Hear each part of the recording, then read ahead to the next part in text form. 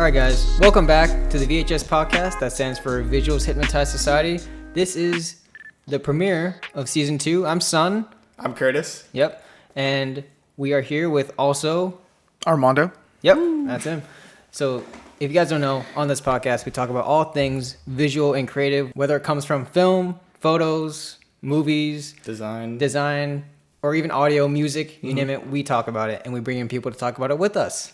So today we're discussing producing with Armando here, who has been a good friend of mine for a while and a producer as well. Armando, tell us a bit about yourself. Sure. So I went to school with you, obviously. That's how we know each other. Curtis, we're just meeting today. Yeah, I'm just saying hello. But yeah, I'm a producer. That's my main focus, what I've been working on. That was my concentration in school. I'm just a huge film nerd. I'm super into sci-fi and horror. I like movies. I'm passionate about helping people tell their stories. Cool. Nice. You want to move into the first set of questions we got here? Yeah. I've seen your IMDb. Just did a little bit of research. Good looking guy. I was like, damn, that's a handsome guy. No, but I saw that you've worked for the IMAX internship. Do you want to talk about a little bit about that and what you did? Sure. So I was lucky enough to intern at IMAX my senior year in college. And that was actually a post-production internship. It wasn't in producing, but it was another love of mine. I'm also a big computer nerd. So whenever it comes to anything involving film and tech, that's all me. And so naturally, IMAX is one of those places. And so nailed that internship. And I mean, if you know anything about IMAX, they're cutting edge technology in film and the way that people see it, the way that people hear it and experience film. And it's a whole nother level. So yeah, that was my thing there. I got to work on quite a few big projects, stuff that, dreams are made of. Got to work with some awesome people. But yeah, I was really lucky. Cool. Nice, cool.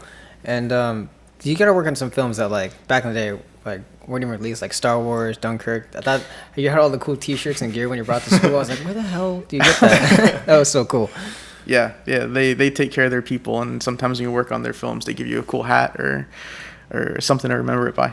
Nice, cool. See a little swag with it. So I want to move more into, like, the producing side. So for those who don't know, I feel like the word producer is kind of thrown out a lot in totally. like the industry. Like, executive producer, line producer. Yeah. I guess just in a general term, what would you say a producer's main job is for the people who don't really know?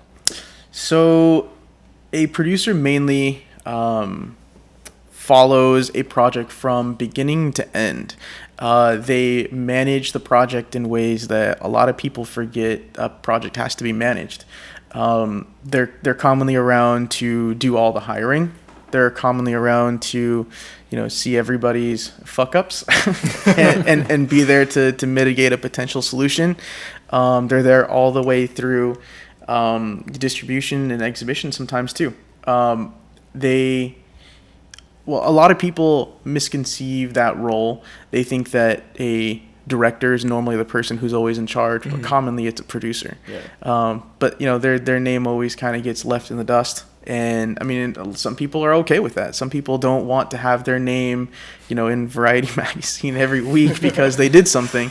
But it's all about how to manage people, how to manage projects. It's a lot of logistics, and Cool. Nice. I mean, that sounds like a perfect explanation. It's always funny, when you see a film end and then it says directed by, and then the producers come in. It's like they're always like they're the end of the tail or something like that. Right. Yeah. And there's like 5 or 6 different types of producers too. Right. So a lot of people get lost in what that means. And sometimes, to be honest with you, those credits are bullshit.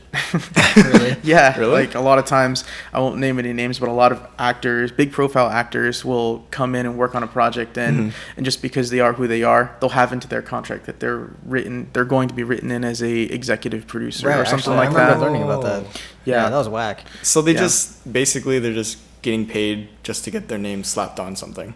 In a way, yes. Commonly what will happen is they will give some feedback in ways that they feel is valuable enough to be a producer listed in the credits. Wow. So unfortunately, that's just kind of how it goes because a lot of people do put in a lot of hard work. Producers work hella hard and people don't recognize that enough. Yeah. Because Cool. I mean, the producer basically It's like the head honcho. Yeah, man. He's like, I have all the money. Like I'm helping fund this whole project. Yeah. But yeah, that sucks. So, I feel like when we were in school, a lot of people obviously wanted to be the director, cinematographer. We talked about this like past episodes where it's like the glamorous kind of positions. Exactly. And then, I mean, that was even me at one point, the cinematographer life. But when I kind of took class on producing, that really opened my eyes. So, what would you say it takes to be, for someone to try to go that route of the producer? Would you say it's as competitive, as the director, or like something like a big role, or would you say it's more easy to get into, but the workload is much more difficult? That's actually really accurate right there. Yes. Yeah, it's definitely a lot of work. If you've ever worked on a project before, you consider how many people come in and then leave the project, finish their contract term, and the producer was there before, the producer was there after. Even when the director is kind of done and off the set, the producers are still going. So the workload is pretty tremendous, to be honest with you. But commonly it's because you're working on a project that you really believe in, that you're motivated to tell, and it makes that a lot easier. But it definitely does take a certain type of personality. I personally believe you deal with a lot of people. You deal with a lot of stress. You have to be able to deal with those things and be motivated enough to overcome those potential challenges. And a lot of people try and fail. I mean, it's hard, but you got to be able to roll with the punches and be able to think on your toes. Man, yeah, I mean, just when I produced that thing with you, I mean, I was mostly, I'm kind of like in awe of like what you do, because I feel like you have that quality. And like just me, because that was gonna get to my next point, where like the qualities of a producer, because I know from the classes that I've taken with a lot of different professors that it's kind of like essentially you have to be a jack of all trades. You have to know everyone, kind of know their department, know what they're doing, kind of, so you can relate to them and converse in a way that is productive. No, for totally. Like the project. So, like, would you agree with that? What kind of qualities kind of come up?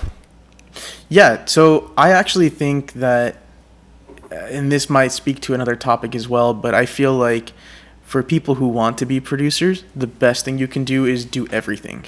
Like you be a gaffer, like do the shit that nobody wants to do, like roll cables, try directing once. And I've tried, I know I'm not good at it, but it once you try it yourself, you realize how other people speak to you in that role. You realize how other things move around you in different speeds. How people give you respect. Sometimes people don't respect you depending on your role. But if you try everything, you realize what those people want, what they need, how they should be spoken to, how they should be treated, and then that makes you the boss. You know how everything works. Yeah, that's like words of wisdom right there, man. I know. So, since you've gone to film school together, and you guys have actually graduated and all that stuff, what do you guys feel about your opinion on the film school route versus just going straight into the industry and working your way up the ladder? Well, for me, I mean, I almost did that actually. I've said this before on the podcast, and I was very close to like just dropping out and going up there and kind of doing my thing. But I was convinced otherwise to stick around.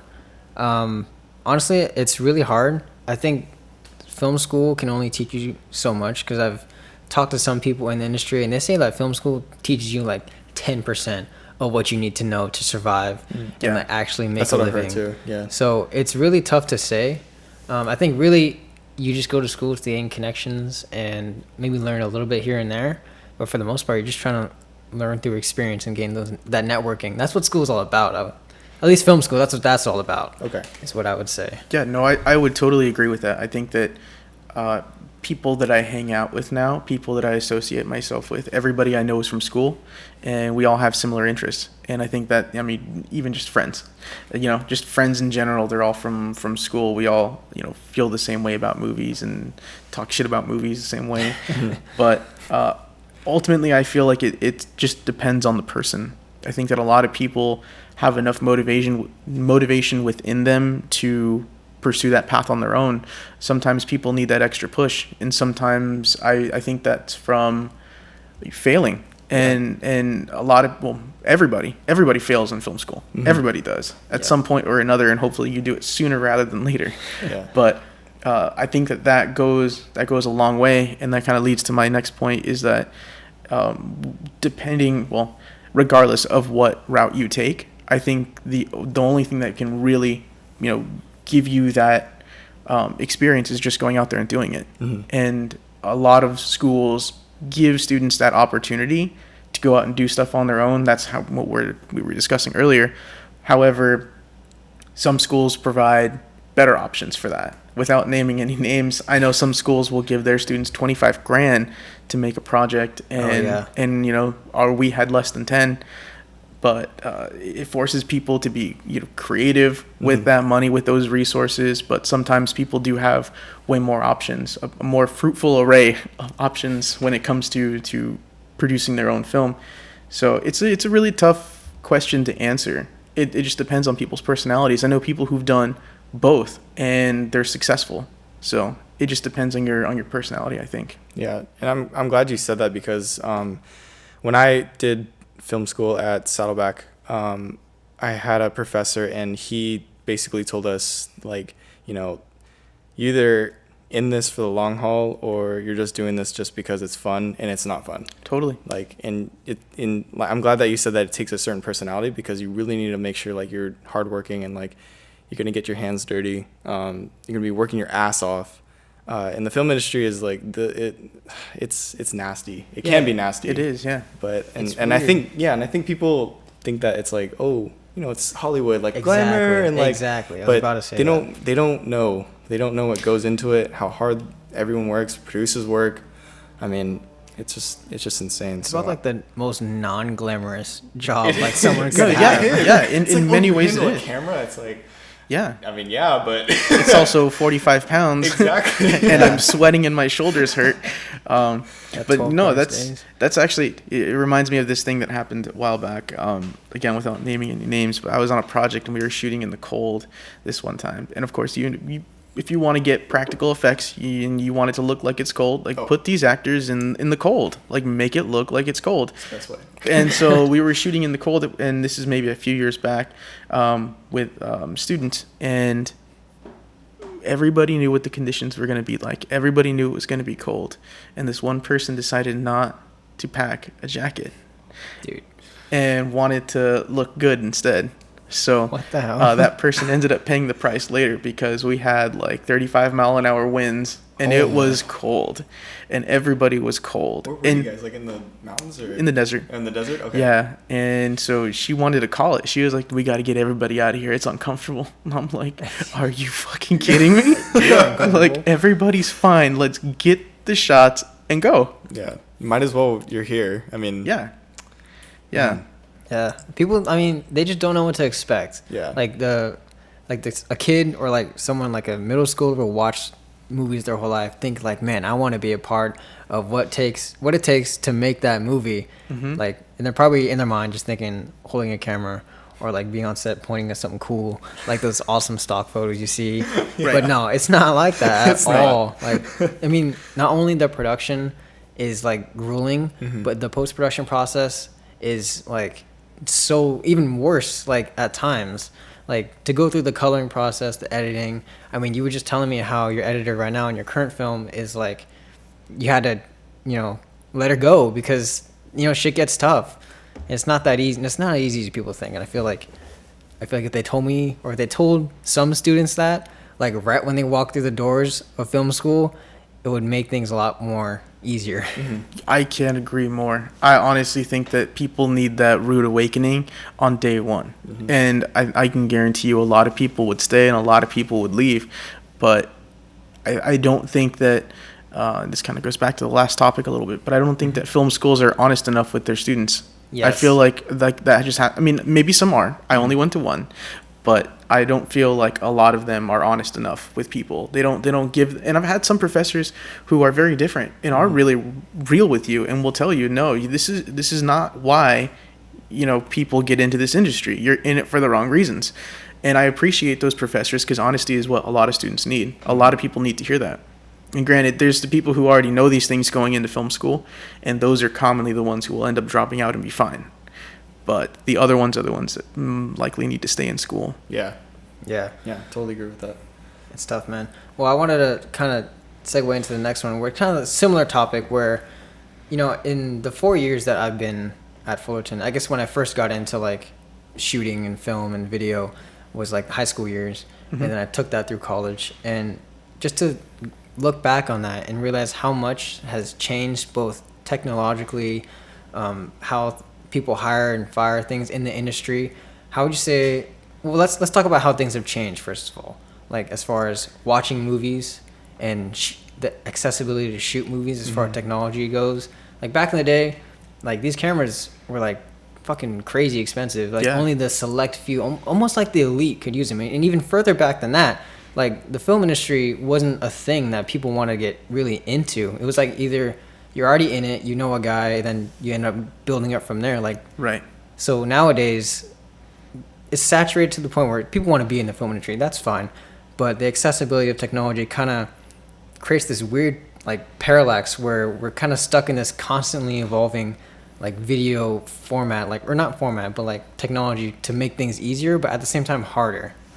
So does that make any sense? I feel like I'm rambling on there. No. That makes sense. How do you feel like it's making it harder? Like, I guess for me, it's like the saturation with it. It's competition, yes. Yeah. Like I'm all for people who want to join this community. It's awesome, But at the same time, it does kind of come up as people who can buy this awesome camera and like shoot things super easy, but then it makes it harder for the people who are already like not veterans but know more. So I feel like it's just oversaturated like crazy. And do you think that affects kind of people in film school or people who drop out and try to make it that way? I definitely think it's motivation for people. I think because it's so close to you. I mean, it's you buy a camera on Amazon now and have it there the next day.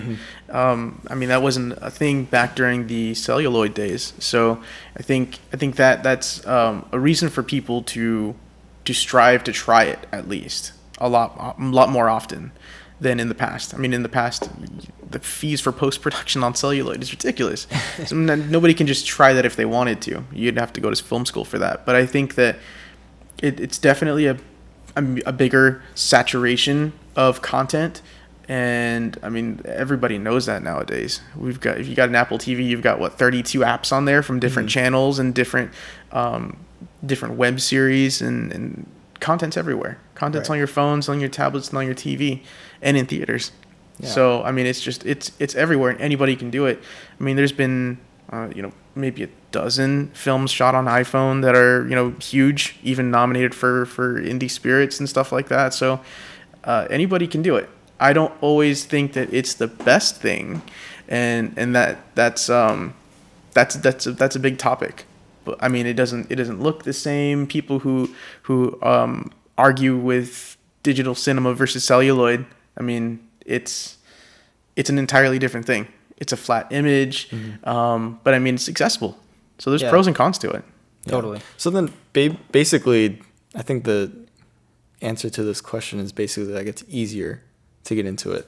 Yeah. Because it's everywhere, and not only like there's like obviously the big honchos like Universal, God, I'm drawing a blank. Like Warner Brothers, like all those big ones, and then now you got like smaller studios that are also connected to like Netflix, Hulu. Right. That was my next point, actually. Yeah. Like all this new, like back then it was just like the big studios and movies, but now, like you said, there's content literally everywhere.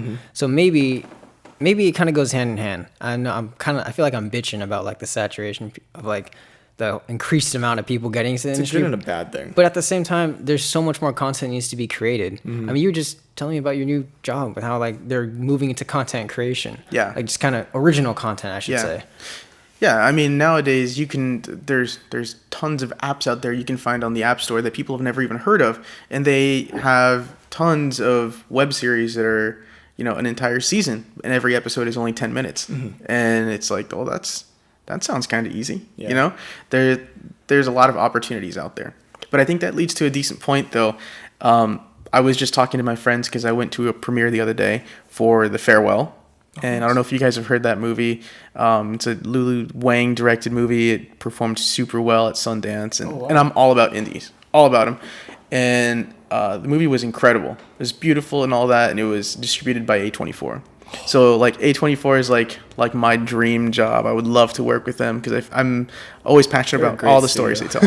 Yeah, I mean they came from hardly anything, and they still, they're not one of the big six, and they still have. I mean their first original production was Moonlight, and it won the Oscar. Yeah. But they're one of my favorite companies, and they were recently in the news because Lulu Wang was offered a deal with A24 first, and then immediately following that, they didn't name who it was, but a streaming content company offered them twice as much money to distribute it via their streaming application.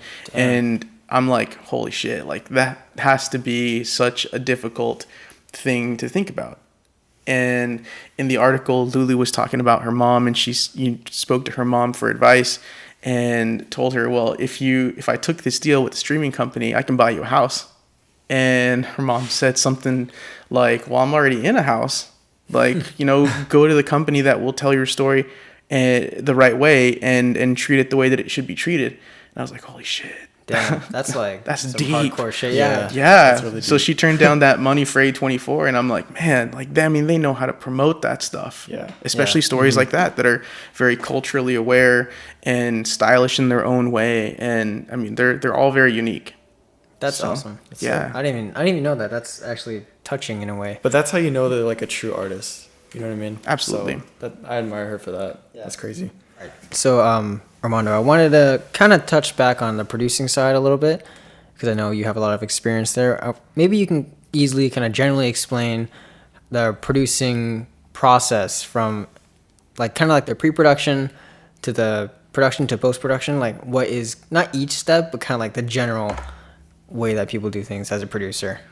So I don't know if there's an easy way. Oh, but there's never an easy way, no, man. but I mean, we can go through it. So I guess the first step would always be to have a story, have a script. So depending on how you approach this project and how you become involved, normally you have a script, something that is in the works, and you're trying to find some funding for it. And sometimes directors will fund their own projects if they're passionate about it enough. Other times you need to go and apply for grants if you're looking at a documentary or something along those lines. How often is it that the producer has his own idea to produce, like his own script to produce his own idea, or is it kind of always kind of like outsourced from like another, like say, director who has a dream project? So it's rare, but it happens. So there's a lot of people out there who, are literally a jack of all trades, like Tarantino, and he does everything on his own. He may not do as much producing anymore, but maybe earlier on in his days when it was, Pulp Fiction and Reservoir Dogs, I'm sure he did quite a bit of that stuff on his own too, because he's, dominant and he has a vision that he wants to tell. And holy shit. Sorry. My bad. It's all good. Totally destroyed the mic stand there. Okay, Tarantino. He's a jack of all trades, and he has a vision that he wants to tell. Vision that he wants to showcase, rather. And so somebody like that is going to want to dip into every single role. I mean, he's even been known to hop on camera for certain things. Yeah. So I guess if you do outsource a project as a producer, you really have to love that project, I assume. Like, do most producers, I guess, coming up have that option to pick and choose their projects, whether it be a documentary or a short film or feature film? I guess you really have to do you have to love it in order to like make it happen? I feel like that's such a hard question because... No, it is. Shit. So I guess the answer is yes, but a lot of people don't. They don't have the luxury. They don't have the luxury, and the harsh reality of it is they shouldn't. I think that a lot of people, when they approach these projects as a novice, it's just always best to take projects. I mean, whether you're passionate about them or not, like, don't tell directors that, but I mean, you should take them. Experience is experience, man. Whether it's shit or, you know, it's really good, it's still experience. You're always learning something, and I feel like just taking a project, following through with it, seeing it until it's done, whether it's good or it sucks, you still learn something, always. And even if it's just working with other people who might know a little bit more than you, I mean, there's always something to gain from that. And I feel once you are on a project and you feel you might not have as much more to contribute to it, and if you feel that you're being approached by others and you feel like you might, not to be conceited in this area, but, you know, if you feel like other people are approaching you for advice, that's when it's kind of like, okay, maybe I should start picking and choosing my projects a little bit more. And the motivation definitely goes a long way, and that helps a lot. Those are for your dark days when your actors don't show up on time. Everything's automatically behind by 2 hours. Something happened to the food, and you don't have food on time, and everything goes to shit. Those are the days that it's like, no, it'll all be worth it. Nice. That's well said. That's really well said. So I know you've mentioned like different types of, well, I mentioned different types of projects that you can produce. I know we're still touching on like the pre-production to post-production side, but I did want to quickly ask, when producing like, say, a documentary, how much knowledge from like, say you produce mainly features, how much does that transfer over to like documentaries? Is it similar? I assume the production is the same thing. I mean, I kind of have some background in it, but I want to hear your thoughts. I would say that they're nothing alike, really? Personally. Yeah. I think your pre-production is always going to be up in the air. I think that depending on what your topic has a lot to do with it, but depending on the topic, I think that there's a range of variables. And I was going to hop into one, and it was about the homelessness crisis we're having in LA and Orange County.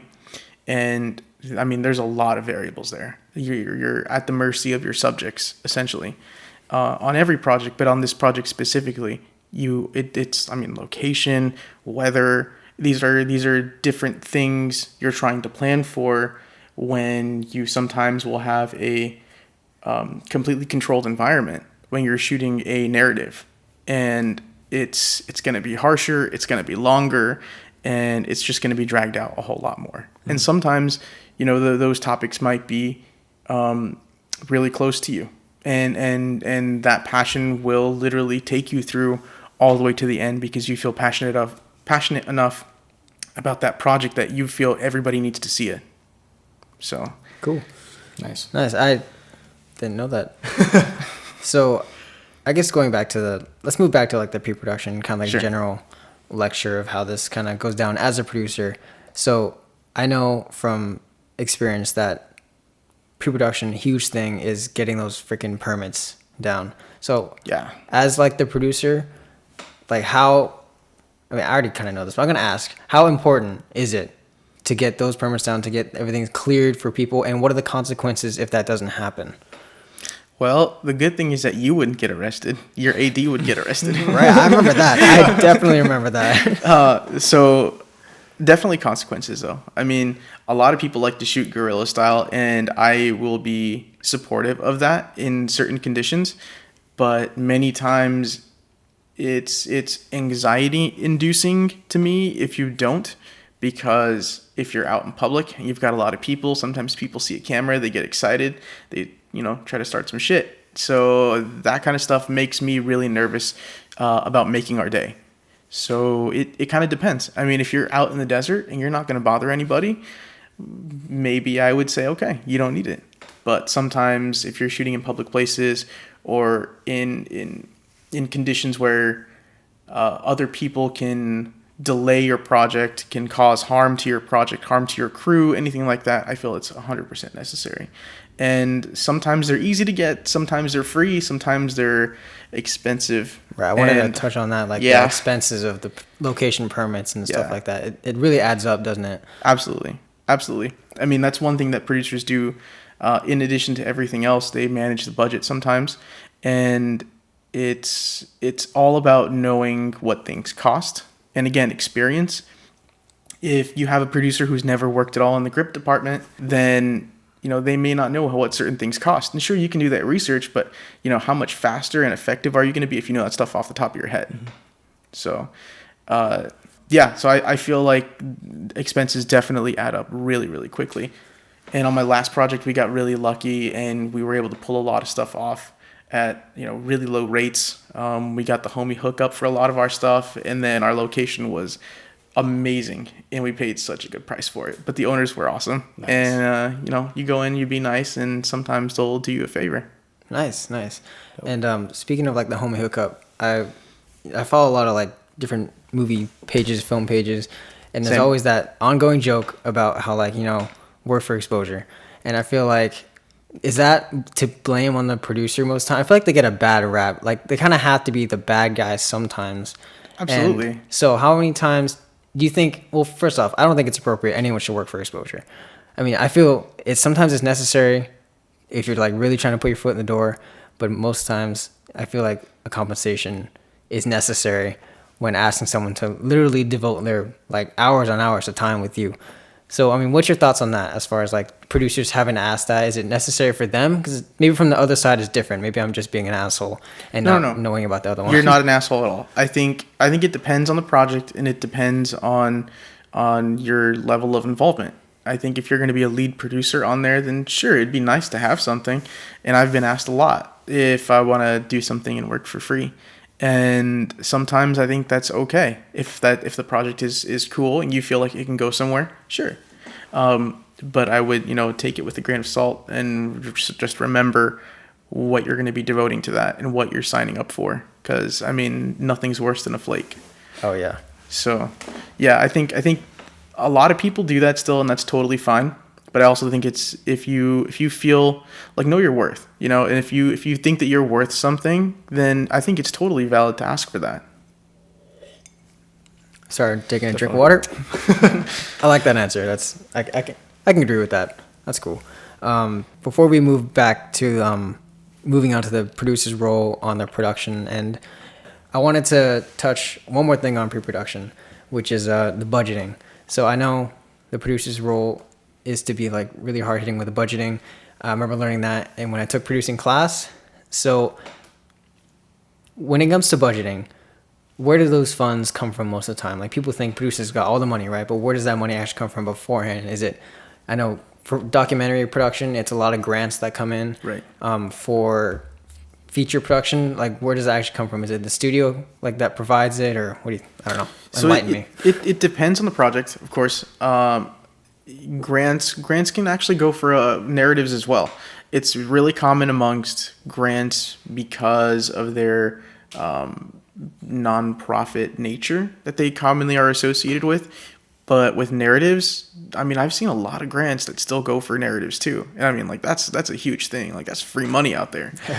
But it depends. If you're working on a big budget project, it's commonly coming from studios, and that's just money that they're cycling through films, earning on their return on investment after theaters and VOD and all that, and then they funnel it back into more projects. If it's a smaller film, sometimes they are independently funded by filmmakers. They can also be funded by investors and sponsors, stuff like that. It varies.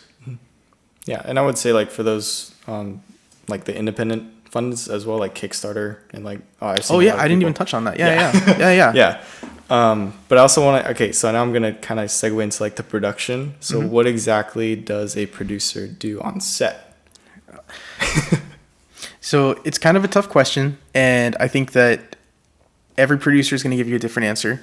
I think personally, from my own experience, I've found that to create the best type of symbiotic relationship with a crew and director is to commonly take a step back. It's not a rare thing for your team to give you a video village for yourself so you can be away from everybody else, and that way you're just not breathing down the neck of your crew. And sometimes that's the best thing to do. You can speak freely on the topics with your other producers. You let them do their own thing. You give them their own space, and I've found that that's commonly the best way to collaborate with other people, especially when it comes to creative things, and to let them work in their own headspace. Yeah, that's a perfect answer, because I've had a couple this is just student film sets, by the way. I've had a couple ones where the producer just keeps stepping in, and then they don't let the director or the DP kind of work, and it's just, it gets really annoying. So that's a perfect answer. Yeah, I mean, I think that you hop on a project that eventually I feel like if a producer's doing that, I mean, first of all, they're doing something wrong. Yeah. But I also think that you hired the wrong team. And producers also hire crew. And I mean, if you hire somebody for, I don't know, a scripty, I mean, you're going to talk to them first. You're going to know what they do. You're going to know that you can trust them. That's why you picked them. I mean, don't hire people that you can't trust. And ultimately, I think that's what it comes down to, is people just lose trust in them, and they become overly controlling. And I mean, that just hurts. That just hurts the crew, hurts, it's I think it comes down to an ego thing, to be honest with you. I've had a couple people like I guess it goes back, like say a producer's like super passionate about a project, they want it to be like a certain way, I guess that's where that comes in, like that control. But I think there's a way to say it too. There's definitely better ways to come from it. Don't come off like an asshole. Yeah. Oftentimes, I guess on bigger sets, the producer has the decision not even to be on the set, right? Like they kind of just do their own thing off wherever. Yeah, they can do their own thing and not even be there. And if you did your job appropriately, well, then that producer might feel comfortable not being around. Yeah. And I mean, I could never do that personally.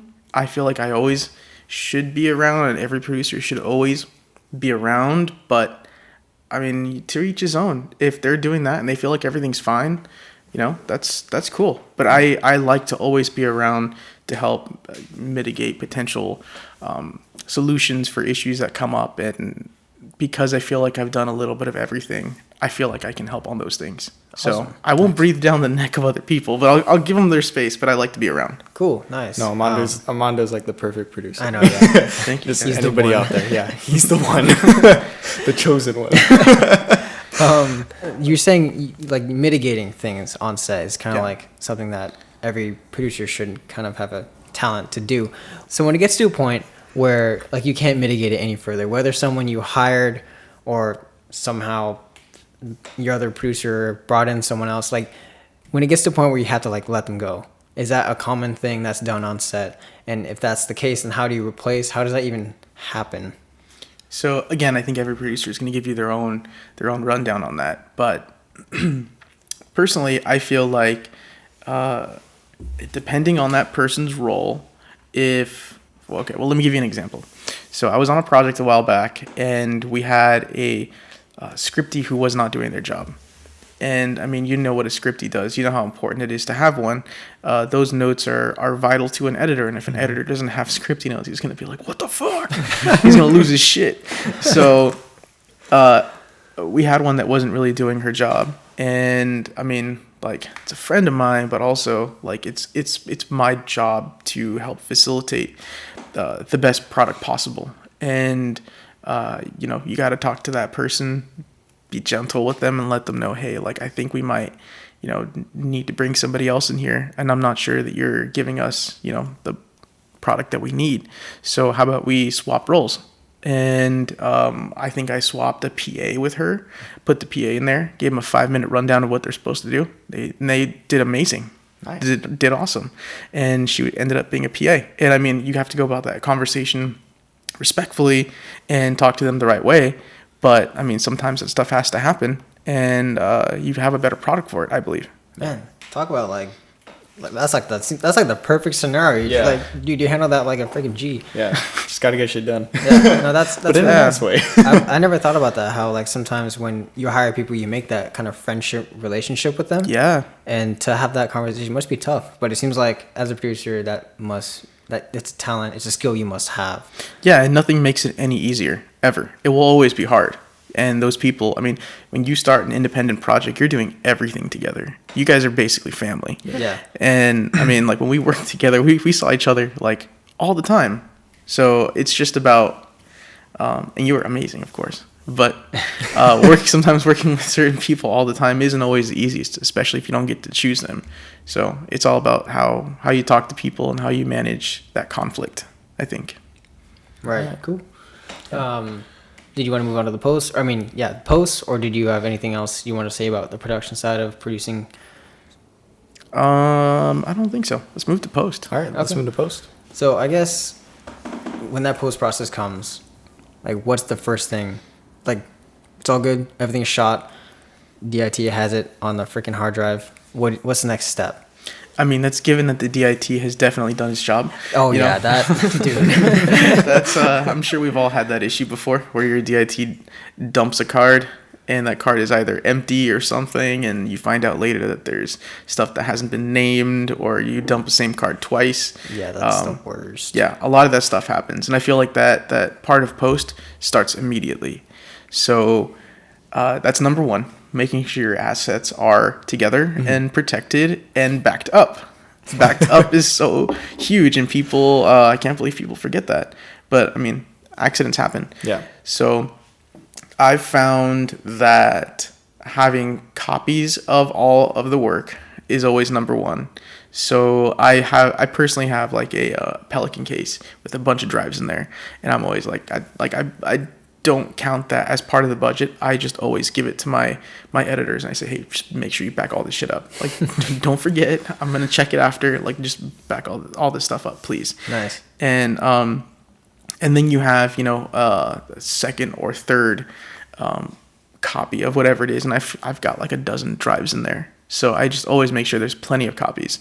And then it's just easier when you start working with other people. You can get all that stuff over to your composer right away, get that stuff over to a colorist, an editor at the same time, or whatever. But I mean, once post comes around, that's when, things change considerably. You're not working on something 24/7. You're more managing the project while it's in other people's hands and making sure things get done on time. And for me, the most difficult part of that has been managing deadlines and making sure that people follow up with those deadlines. That's huge for me. And of course, at my level, I'm still hiring friends, people that I know. So it's kind of like, hey, like, I know you've got a girlfriend and like and a job, and like it's the weekend, and but at the same time it's like, hey, like, is it done yet? It's 2 days past your deadline, and stuff like that. I find that pretty difficult, but we're getting there. Cool. Nice. So I guess during the post process, it's really, like you said, mostly out of your hands. You're just kind of like monitoring things here and there. And then I guess there's actually, after the post process, is the distribution. And how much of a role does the producer have in that, as far as like making those deals? Is that directly with the producer or with someone else? It can be. Again, I think just because we're in an environment right now in our industry where there's just lots of different ways to digest this media. I mean, there can be a deal made directly with the director or with the producer, or a director who is also a producer. I mean, you could have representation. There's a lot of different things that can happen. Commonly, I feel like it is partially with the producer, but it depends on the caliber of the project and how big it is. Right. Speaking of like caliber of the project, like I know a lot of students try to make their name somewhere by creating a short film they're really passionate about and trying to run it through the festivals. Mm-hmm. And as far as distribution, I guess that's where they try to get their what's the word I'm looking for? Their spotlight, something like that. So would you say, is that route still available, or is it still even viable for upcoming producers, or even like producers who like just want to get something out there? Is it like a thing you can still do? I think it is. I think that it's a route that a lot of people take. But I would say that, I would issue caution to those people. The rule of thumb is you're only as good as your first festival that you go to, and a lot of people will go to their local community lowest level type of film festival, and of course they throw those accolades on the poster, and they flaunt it, but it's also like, it's just Newport. No, I've seen that. Let's start with So the many biggest times. one first, right? Yeah. The number one choice. Yeah, and I mean, if you come off great, if you come off as a badass at Santa Barbara, I mean, which is a mid-level, more mid-level festivals are probably going to be looking at you. So I feel like a lot of people set their sights on just getting it into a festival rather than choosing a festival carefully. And I mean, there's a lot of different types of film festivals as well. There's a lot of genre film festivals. I mean, a lot of people try to get into horror because horror is easy to produce, and you have to remember that there's, hundreds of horror film festivals all over the world. And one of my favorite ones is the Overlook Film Festival, and that one started. I got to talk about this thing because I love it. Yeah, go for it. It's any horror fan out there needs to at least look it up. Because this place is there to take your money. Because the first one that they did was in the Overlook Hotel from The Shining, and they screened horror movies in that hotel. I feel like it was in like Canada or something like that. Dude. But I'm like, what horror fan doesn't want to go and do that? Know, that's sick. Yeah, it's a landmark. Yeah, and then there's potential there to screen your horror film that you just produced. So. There's a lot of avenues out there, and I feel that there's even more, and that used to be the only route that you can take. But nowadays, you can throw your shit on YouTube, you can go to Vimeo, there's a lot of places that you can go, and then just share it. But I feel like the film festival is still definitely a viable route. Okay. Cool. Nice. I'm going to check that one out that you just mentioned, because that sounds super freaking cool. Yeah. So, like you just mentioned, how there's nowadays, back then the film festival route was like the route that you take if you want to get your stuff shown somewhere independently. Yes. Yeah. With YouTube and Vimeo and all that stuff, I guess what I'm trying to say is, when you make a project, it's done, it's finished, you have a copy that you freaking love, you want to share it with the world, is it something that you should just post right away? You think it would get lost like that? I feel like it would just get dissolved like within all the crap that's being posted in like seconds. Right. Yeah. No, a lot of film festivals have a rule against that, where you're not allowed to have your film premiered anywhere publicly. So I don't know if I can name any, but let's just say like South by Southwest. It's possible that they have this rule that your film has to premiere there in order to be screened there. Mm-hmm. And a lot of people don't think about that. And if you're the guy who sent your film to YouTube because you were so excited to get it seen by people, you couldn't wait. That's kind of a mistake. And that is something that I feel like a director would do. And part of our job is to kind of be there and be like, like rub the back of his head and be like, it's okay. It's gonna get seen by people, but also calm the fuck down. There's a right way to do this. And I would never actually do that, though, by the way. I think a lot of people just get really excited when they're able to see that final product that came from nothing, and they just want to get it out. Like, I understand that, but people have to be very careful about how they put it out there nowadays. Yeah. Damn.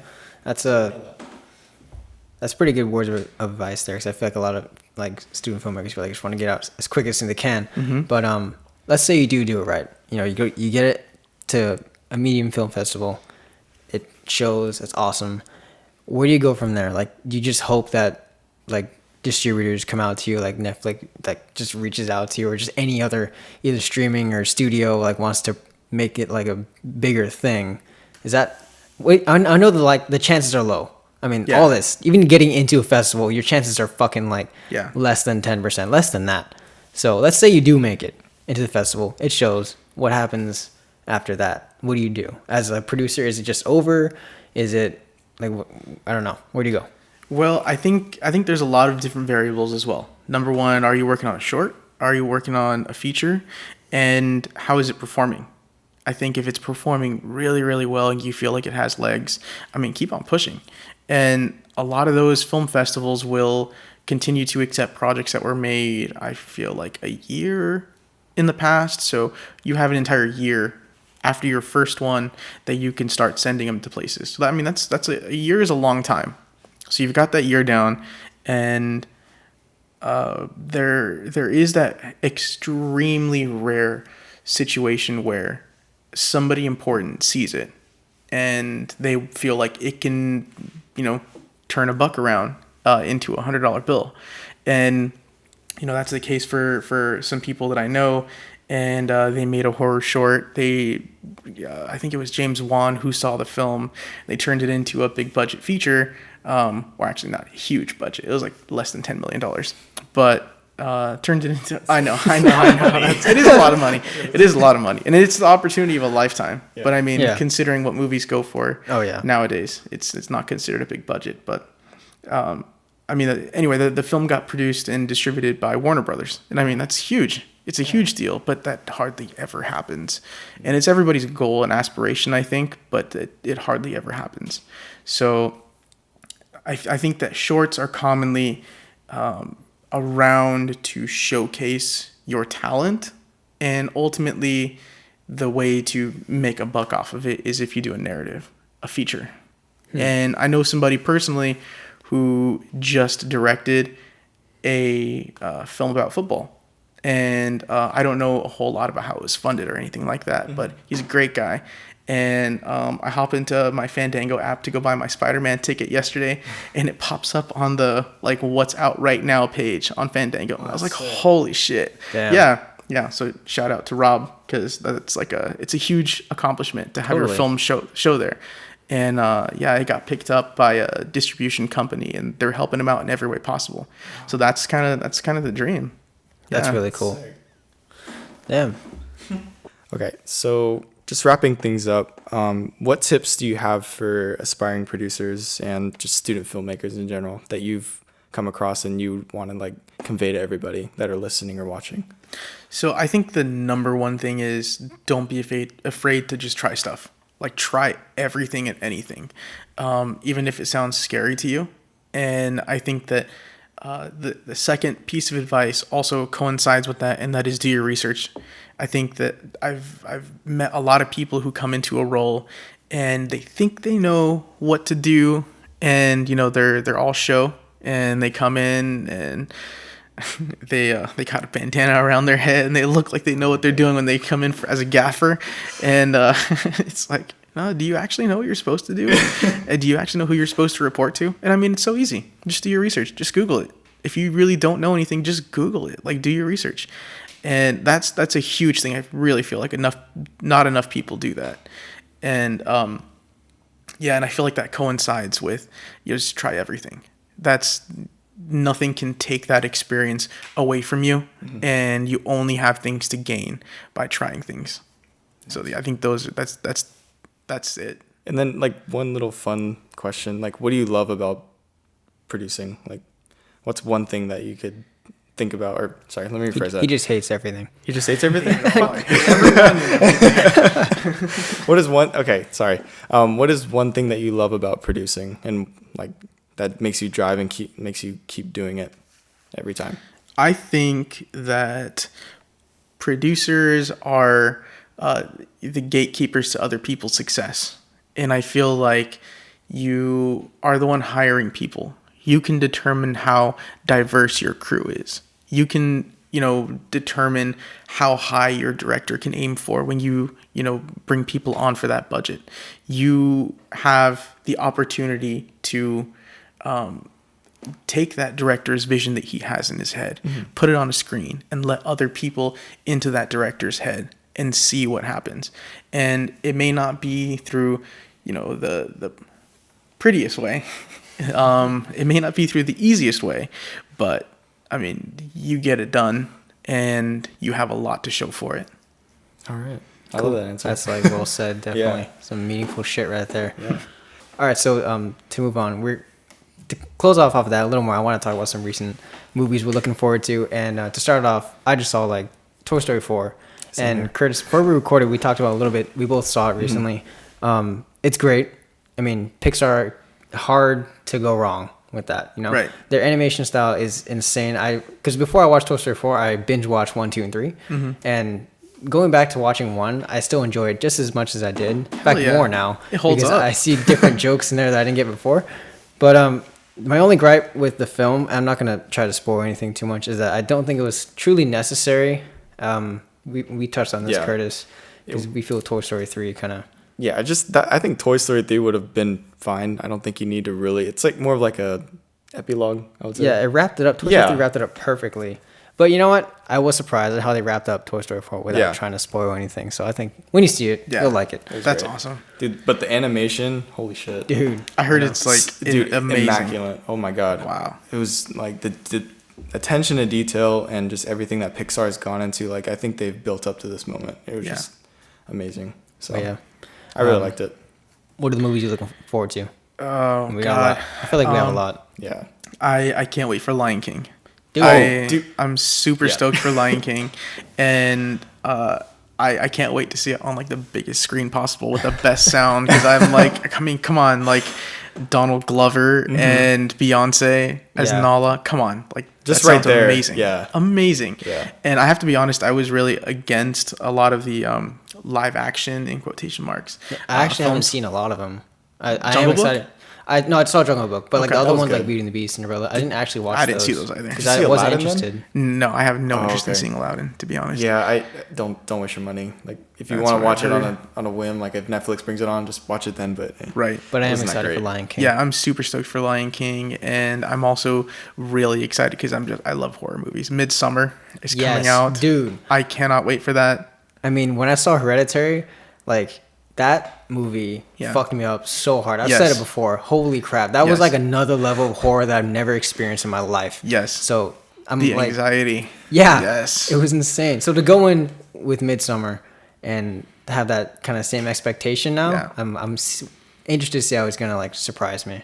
you know, I have not seen Hereditary because Oh I'm a pussy. my I know. God. I'm Oh a my pussy. God. I've seen clips of it and it looks beautiful. Like I think it's the way, amazing. Yeah. I love I like, the way things are shot, and like the cinematography looks great in that movie. And I did see the trailer for Midsummer. It looks cool. I might see it. I'll consider You should it. watch it. Yeah. I heard it's not as scary. It's not scary. I heard it's not as scary. It doesn't look that. Yeah. I don't know. I think it's more of like, not like the scare factor. It's more like you said, the anxiety factor of like what he kind of brings to the table. That's what he's like specializes in. Yeah, I mean, Hereditary was his first feature, and he knocked it out of the park. He killed it. Killed it. I loved it so much. And I mean, the horror community loved it. That's like the biggest thing. Yeah, everyone's raving about it. Yeah, everybody loved it. But yeah, it's hard to watch. Hard to watch. It's totally hard. The whole time I was just like tense. Yeah, because it's not. I feel like it's an adult type of horror film where, if you're an adult, if you have siblings, it's very real. It's like, very real.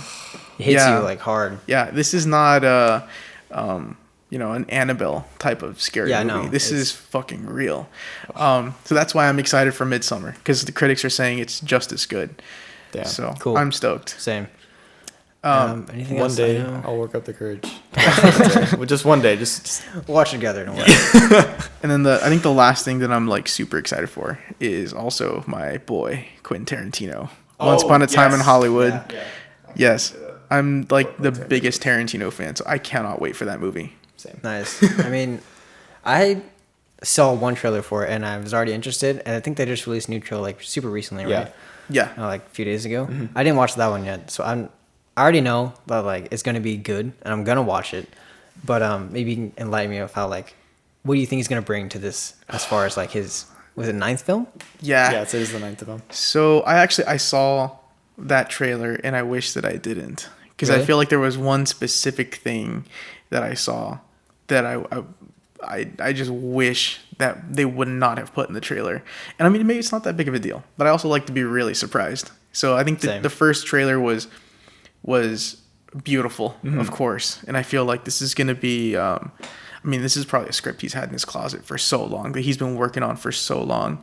And he's working with actors that he loves. And I mean, it's something that he's passionate about. It's a Hollywood story, and it has to do with the film industry. Yeah. So it's always interesting to see how different filmmakers shoot a movie about the film industry, but also it's about, you know, the real things that happened back in the day. And even though no details are confirmed, because nothing came out of Cannes. Yeah. But I mean, obviously, Charles Manson is going to be a huge part of that movie. So, oh yeah, that's right. Oh, because I read into it. Yeah, I'm excited for this. I don't want to say anything. Okay. Yeah. It's just gonna give away too much. But I read into like the plot and the synopsis of it. Okay. Yeah. And it's gonna be, oh man, it's exciting. Oh, I can't wait. Dude, I'm stoked. I'll watch it. Yeah. Yeah, I probably won't watch that trailer though. Now that you say yeah, that. just yeah. It's gonna yeah. I don't want to say. I mean, I do want to say what it is, but then I don't, just because I don't want to confirm my suspicions that I have. Okay. Are you guys excited for Spider-Man? Just one more. Yes. Yeah, Spider-Man. I am. Okay. Yes. I mean, honestly, I thought Homecoming was like one of the best Spider-Man movies, and people can hate me for that. You know, Tobey Maguire did great, but that's more like a childhood thing. We're talking about real, like, comic books, cinema here. Yeah. So it was really, so I'm excited to see what they do with this, and then also, obviously, with the effects of Endgame, kind of moving towards that, the aftermath. I think it's a good segue. I kept hearing people saying that the post-credit scenes, like, there's two. So there's one, like, I think, like, there's like a mid. They said the mid, like where it's like in the beginning, kind of like the beginning, and then there's like one after the credit. Yeah, right. So there's supposed to be like the best, so to speak. So we'll see. The best. Yeah, the best. That's what people. I keep seeing that on like filmmakers like Wow. Instagram. So I'm just like, okay, like we'll see. Yeah, I'm stoked to see it. Yeah. I didn't care. I'm not a huge Marvel fan. Okay. So I didn't care for a lot of the films that led up to it. I mean, I loved Iron Man and stuff. But I feel like Infinity War was just a huge game changer. It was. Yeah. That was the first Avengers movie that I saw, and I fell in love with it. Yeah. Nice. I just think the Russo brothers killed it. And then, of course, Endgame killed it. Yeah. So I'm stoked to see where it's going. Yeah. Yeah, me too. Same. Cool. But yeah, That pretty much wraps it up. I think that right? wraps it up. Yeah. Nice. Yeah. Thank you, Armando. Thanks, guys, for having me. Yeah, man. Seriously, this has been awesome. Yeah, you have enlightened me a lot about producing. I know I wasn't talking much, but I was just like, same it's here. the dynamic between you guys, so I just didn't want to get into it. But if people want to follow you or just kind of catch up to what you're doing, how can they follow you exactly, or just see what you're up to? Sure. I mean, you can add me on Instagram. I think my handle is Mando Mando 4881. Follow me on Instagram. Cool. All right, and you can follow me and San. I'm at Curtis P. Curtis with a K, KurtisPak, and you can follow San Tran at CapriSun, CapriSanh. And of course, you can follow our podcast, which is the one you're listening to right now, and visually on YouTube, Spotify, Apple Music. We're basically everywhere at the VHS Podcast. You can follow us mainly on Instagram. And thank you again, Armando, for coming on, bro. You're awesome. Thanks, guys. You're awesome too. Yeah. All right, guys. All right. We'll see you next time. Peace out. Peace. Later.